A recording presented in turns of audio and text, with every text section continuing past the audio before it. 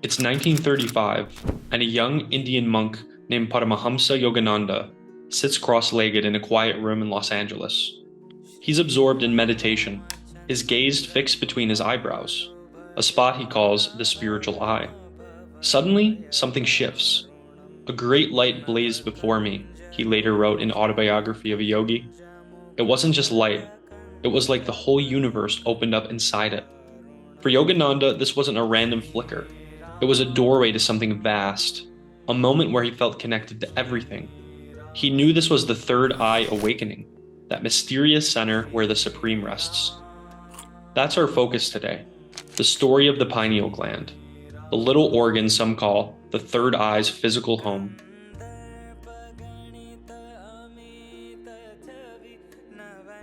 Let's start at the beginning. In the weathered pages of India's oldest spiritual texts, the third eye isn't a modern concept. It's the Ajna Chakra, a swirling center of energy located right between your eyebrows.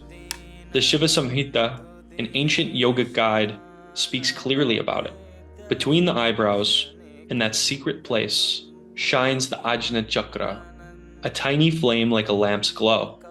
When the mind stills there, free of all chatter, it merges with the Supreme Spirit. The Chandogya Upanishad goes further. It says, when the eye turns inward, when the mind sinks into the inner self, the Ajna Chakra awakens, and the light of the soul shines forth. This isn't abstract poetry. It's a roadmap. Focus there, quiet the mind, and you'll see something. Yourself, perhaps, but larger, brighter. The Brihad Aranyaka Upanishad adds, the light that shines above the heavens, beyond all worlds, that light dwells in the hearts of men. That's the third eye's promise. Not some distant star, but a fire already burning within. What many don't realize is how specific the Upanishads are about this experience. The Maitreya Upanishad describes the third eye as the gateway to Brahman, where Brahman is understood as the ultimate reality. It explains, when one perceives through the ajna, time itself seems to slow, and the boundaries between observer and observed begin to blur. Ancient yogis weren't just speaking poetically, they were documenting real perceptual shifts that happen when your consciousness centers here. The Yoga Vaishishta offers an even more striking description. When awareness rests in the space between the brows, the mind becomes capable of witnessing its own machinery. It's as though you're standing outside a clock, seeing all its gears and wheels rather than being caught inside its movement.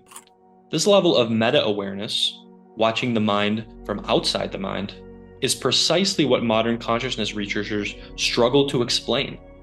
Yogis took this seriously. They didn't just read about it, they lived it, and their stories are the real treasure here.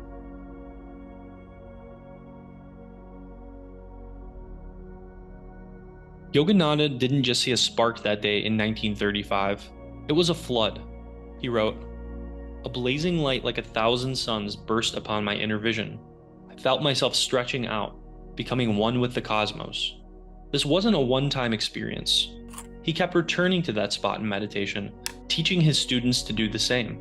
Look into the spiritual eye, he'd say, describing it like a cosmic bullseye, a golden ring around a blue sphere, with a white star blazing in the middle. For him, it was the key to discovering your true self, beyond the body, beyond life's struggles.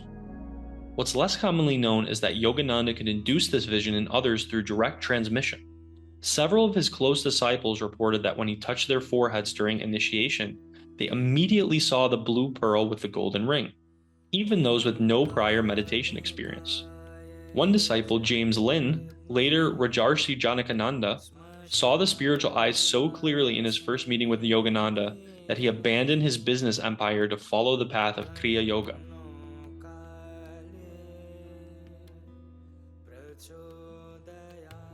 Then there's Swami Muktananda, a 20th century yogi who followed the Kundalini path. In his book, Play of Consciousness, he describes a meditation that transformed everything. A brilliant flash lit up my eyes, and there it was, the blue pearl, a pinpoint of light. It grew, pulling me in until I was swimming in an ocean of consciousness. This tiny spark, he said, was his soul's true form, and seeing it changed everything. He wasn't just a person anymore. He was boundless, free, immersed in bliss. Muktananda spent years guiding others to that same light, insisting it's not reserved for the special few, but a birthright for anyone willing to look. Muktananda's experiences went beyond simple visions. He documented how the blue pearl would sometimes multiply, creating patterns and geometries that matched ancient yantra diagrams. He noticed that these patterns weren't random hallucinations, but orderly manifestations that corresponded to specific states of consciousness. Each pattern related to a particular emotional release or insight, suggesting that what we see through the third eye isn't arbitrary, but structured according to universal principles.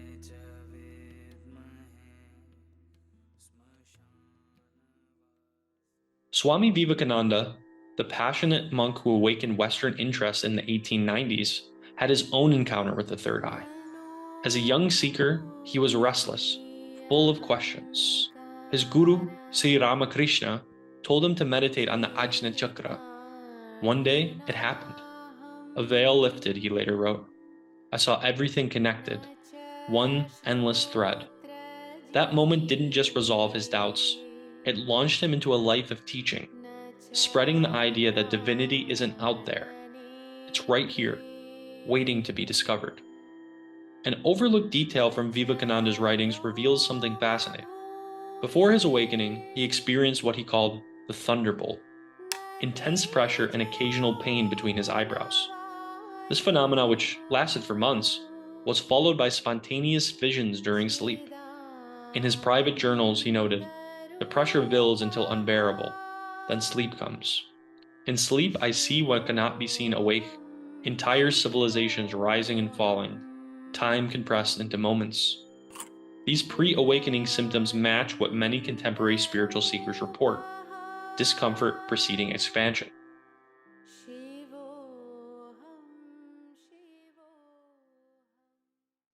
India is not alone in recognizing these phenomena.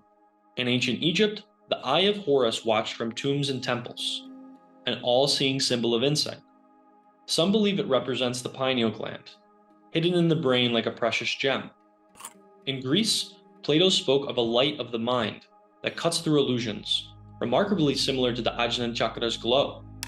Alchemists, in their quest for the Philosopher's Stone, viewed the third eye as the secret to transforming ignorance into wisdom. Even the Rosicrucians, with their mysterious symbols, placed the all-seeing eye at the center, a call to awaken and look more closely. The Sufis, Islamic mystics, whose practices often parallel those of yogis, speak of the eye of the heart. Ibn Arabi, the 12th century Sufi master, wrote extensively about what he called the eye of imagination. Not imagination as we commonly understand it, but a faculty of true perception that sees beyond physical form. He described practices involving concentration between the eyebrows that would open inner visions of what he called the world of similitudes, a realm between the physical and purely spiritual worlds. Perhaps most surprising is the presence of third eye symbolism in early Christian mysticism. The Gospel of Thomas, discovered at Nag Hammadi in 1945, contains Jesus' saying, "When you make the two one, and when you make the inside like the outside and the outside like the inside, then you will enter the kingdom." Some Christian mystics interpreted this as instructions for unifying dual vision, two eyes, into single vision, one eye. Meister Eckhart, the 13th century Christian mystic, spoke of the eye of the soul that perceives God directly, without images or concepts. It seems the whole world, in its own way, has been circling the same truth. There's a vision beyond our physical eyes, and it has been calling to us throughout history.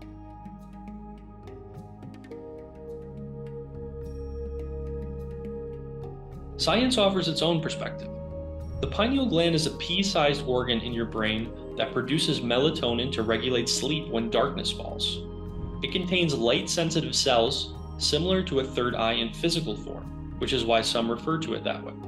Research suggests meditation might prevent calcium deposits from forming as we age, and there's speculation about it possibly producing DMT, a compound associated with profound visions. That's the gist. Science sees a gland, mystics see a gateway. Perhaps both perspectives hold true. More recent scientific investigations have found something fascinating. The pineal gland contains actual retinal tissue, the same light-sensitive cells found in our eyes. Dr. David Klein, a researcher at the National Institute of Child Health and Human Development, confirmed that the pineal gland contains cells that respond directly to light, just like our retinas. Even more intriguing, studies conducted at the University of Michigan found that the pineal gland might respond to light that penetrates through the skull. Faint to be sure, but present. What about the gland's connection to visionary states? Dr. Rick Strassman's controversial research at the University of New Mexico in the 1990s suggested that the pineal gland might produce small amounts of DMT, dimethyltryptamine, especially during dream states, birth, and death. While still debated in scientific circles, his work opened doors to understanding how a physical organ might generate mystical experiences.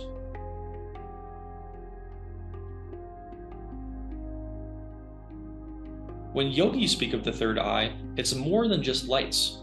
It's a transformation. People who've had near-death experiences describe bright tunnels or peace beyond words. Some theorize the pineal gland releases DMT in those moments. Meditators feel it too. A vibration, a glow, a sensation of floating freely. One person described it as the walls of the world dissolve and you're just everywhere. Ancient texts confirm this.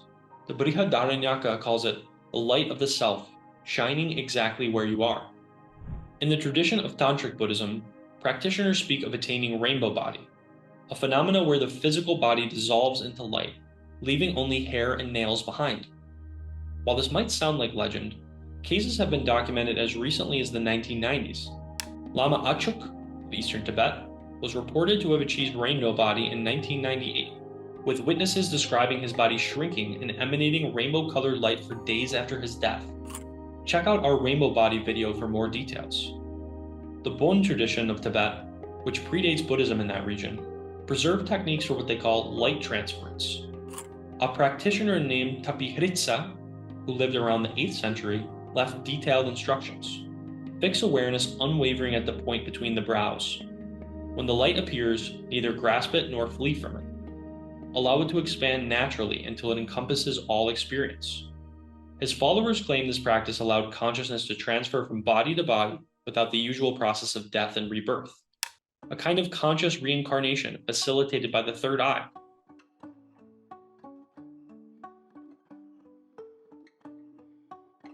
So, here we are, from Yogananda's radiant vision to that quiet flame the scriptures promise. The pineal gland, the third eye, whatever name you give it, it's a bridge. Yogis didn't just observe light, they recognize what's real, what's always been inside. That light in your heart, the Brihadaranyaka subtly tells us, that's you. For those ready to go beyond basic practice, consider these traditional approaches that few teachers share openly. The Trataka method involves gazing softly at a candle flame placed at eye level, then closing your eyes and holding the after image at the third eye center. Scriptures claim this practice purifies the optical nerves and strengthens the connection between physical and subtle vision. Check out our previous video on Trataka to know more. A simple but profound practice comes from Kashmir Shaivism. With eyes closed, gently roll your eyeballs upward towards the third eye, while keeping your face relaxed. The subtle strain creates a friction that stimulates the Ajna Chakra. Abhinavagupta, the 10th century Kashmiri master, wrote that this technique ignites the dormant fire between the brows, revealing what has always been present but unseen.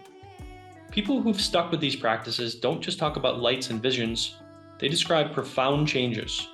One becomes less reactive. Things that used to throw us off balance just don't anymore. We see them coming and can choose how to respond.